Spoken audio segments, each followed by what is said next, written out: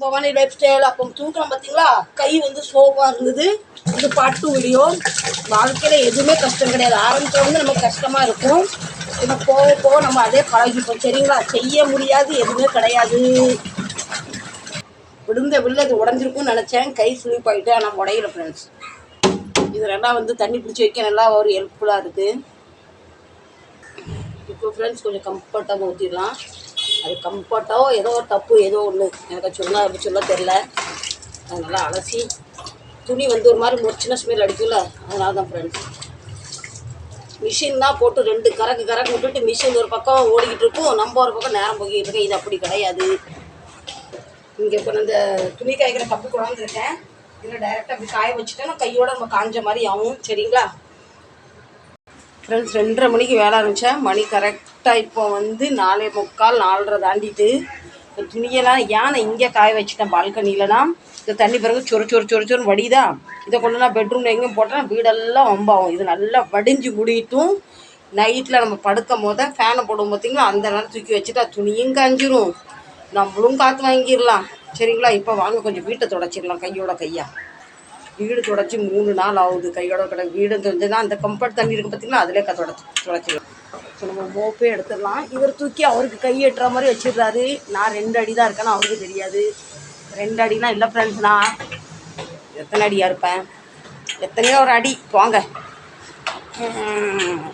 போட்டு இன்னைக்கு நம்ம இதை பின்னால் ஊற்ற வேண்டாம். நல்லா கம்ஃபர்ட் நல்லா மனமாக இருக்குது. வீட்டை துடைச்சிடலாம். நம்ம குருவி கிளி எல்லாம் மாற்றி தான் ஆகணும்.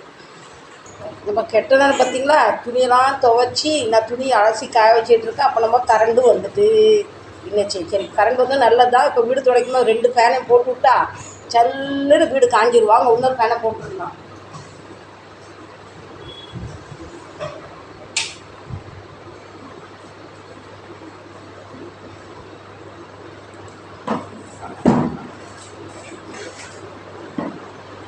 அப்பா நீங்கள் வாரத்தில் எத்தனை நாள் வீடு துடைக்கணும் கமெண்ட் பண்ணி சொல்லுங்கள். நான் வாரத்தில் 3 to 4 நாள் துடைப்பேன்.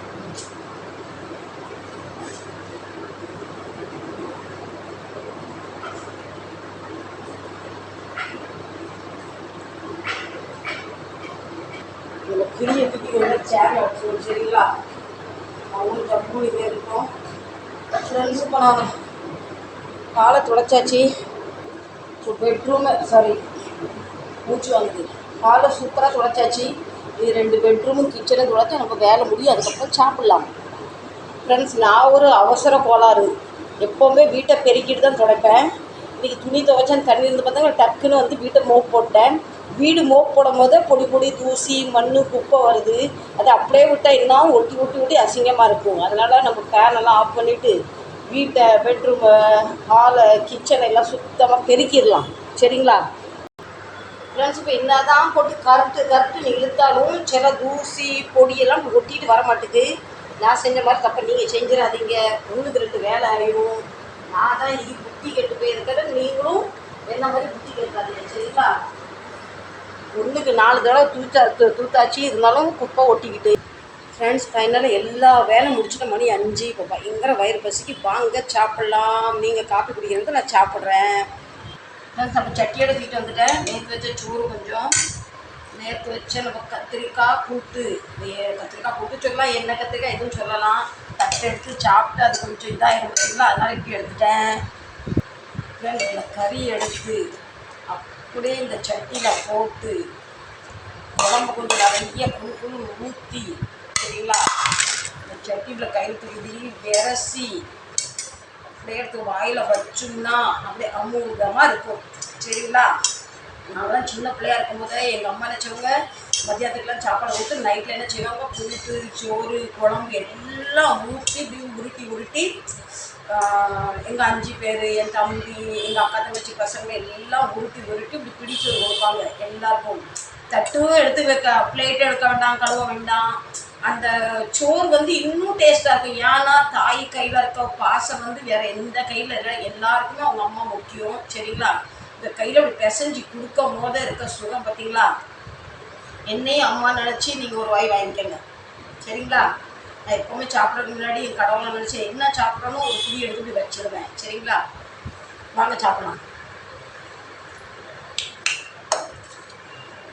நான் இப்போ கொஞ்ச நாளாகவே எங்கள் அம்மா வந்து நான் ரொம்ப மிஸ் பண்ணிட்டு இருக்கேன். அது யாருன்னு எனக்கு தெரியல ஃப்ரெண்ட்ஸ். அவங்க எப்போவுமே என்கிட்ட சொல்லுவாங்க ஃப்ரெண்ட்ஸ், நான் இருக்கும்போது உனக்கு உன் அருமை தெரியாது, நீ ஒரு தாய் ஆகும்போது உனக்கு என்னோட அருமை தெரியும்னு. அது 100க்கு 100 உண்மை ஃப்ரெண்ட்ஸ். சரி ஃப்ரெண்ட்ஸ், நானும் வருத்தப்பட்டு உங்களை வருத்தப்பட்டு சரிங்களா. உங்களிடமிருந்து விடைபெறுவது உங்கள் பவானி. முடிஞ்சால் எல்லோரும் சப்போர்ட் பண்ணுங்கள், லைக்ஸ் பண்ணுங்கள், ஷேர் பண்ணுங்கள். வேறு என்ன நான் சொல்கிறேன்? சரி, ஒன்றும் நான் ஏதாவது சொல்லி இன்னும் நானும் டென்ஷனாகவும் நீங்களும் டென்ஷன் ஆகும் சரிங்களா. எல்லோரும் சாப்பிட்டாச்சா? எல்லோரும் பத்திரமா இருங்க. மீண்டும் நாளை நல்ல ஒரு பிளாக்களும் சந்திக்கிறேன். அதுவரை உங்களிடம் விடைபெறுவது உங்கள் வானிலைகள். பயங்கரமாக வயிறு பசிக்குது. வயிறு பசிக்கும் போது எனக்கு வந்து வயிறு பசிக்கிற மாதிரி ஃபீல் ஆகாது, இப்போ முதுகு வலிக்கிற மாதிரி ஃபீல் ஆகும். ஏற்கனவே இப்போ துணி 3 வாடி துணி துவைச்சிருக்கேன் பார்த்தீங்களா. நான் வந்து பார்ட் 1 வீடியோ போட்டிருக்கேன், அதை ஃபஸ்ட்டு பாருங்கள், 2வது இதை பாருங்கள், அப்போ தான் உங்களுக்கு தெரியும். Tata baby, see you.